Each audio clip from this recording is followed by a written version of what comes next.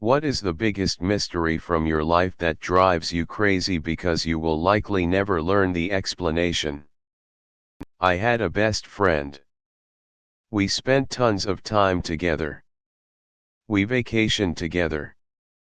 We said it was us against the world.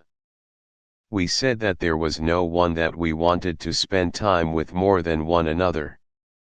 When we got different jobs than the ones we had when we met, we began to see less of one another, but when we were talking it was just as it always was. One day I had a bad day and texted her looking for a sympathetic ear. She gave me some details about how awful her own day had been, which far exceeded mine. I immediately set my own worries aside and offered her my support. And I never heard from her again. It's been 2.5 years. I've tried a few times to see if she would speak to me, to no avail.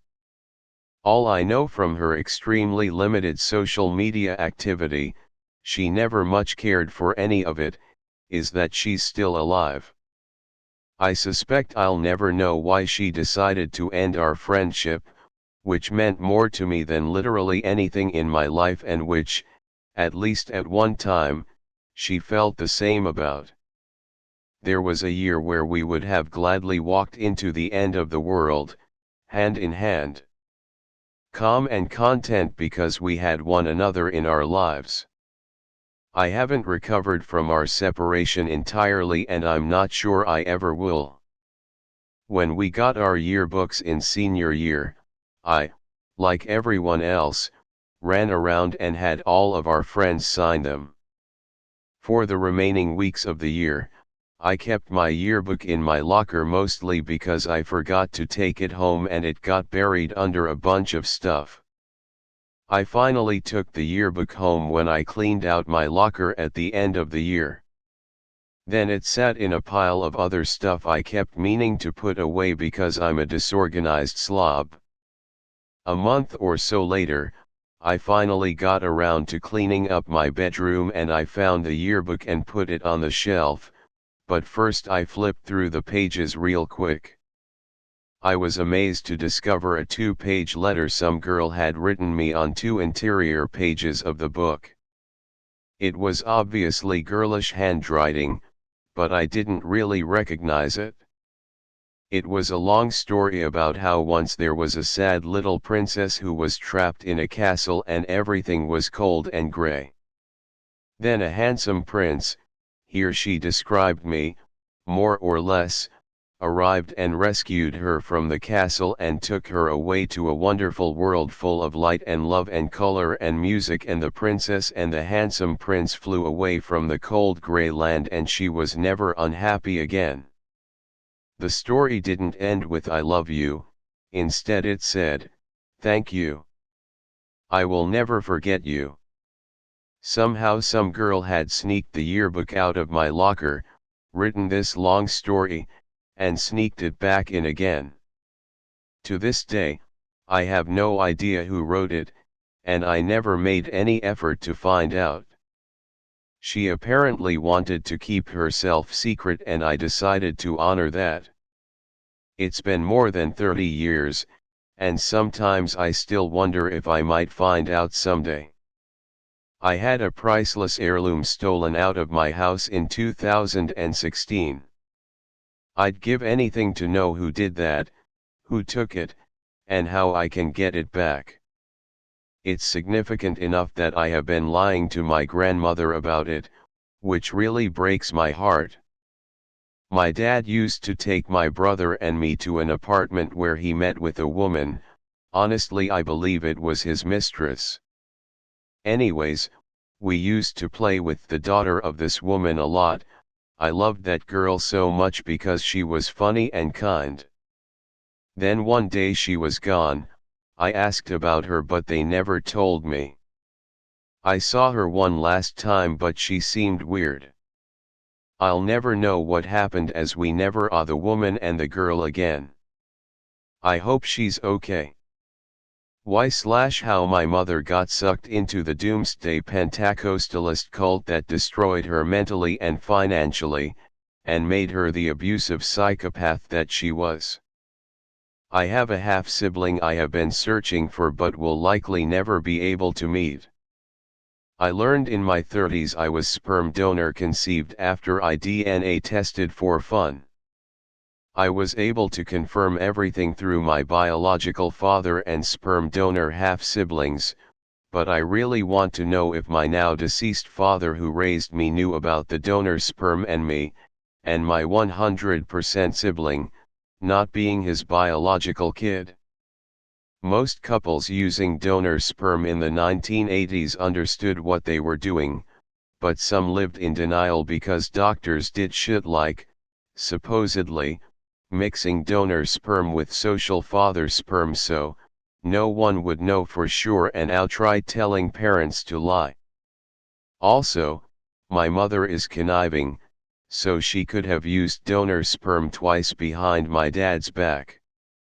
She refuses to talk to me about the donor sperm and I can't trust her to be honest with me, so I will never know the truth. What my ex was actually doing when she was going to Tijuana every other weekend as a college girl, long before I met her. Like I could make a couple of decent guesses, and it's not that big of a deal, but she went to so much effort to hide it now I'm burning up with curiosity. We're not even together anymore and I still wonder. The time I was out stargazing in a field and 20 naked people ran by, followed by 3 clothed people who asked if naked people ran by. No explanation. Just something I'm never going to know. I met a man in a dream within a dream named Alan, who told me I was dreaming and needed to find him in reality. He gave me a present that would have an address on it, but it might be scrambled when I see them. I woke up into my first dream and I had the present. I opened it and saw the address. When I woke up again I looked it up but there was no address or iteration of it anywhere on Earth. Fast forward about 15 years and I'm living in an apartment when, by chance, I found a personal letter addressed to a guy named Alan, who apparently used to live in my apartment. The memory of that dream came back and I looked him up online.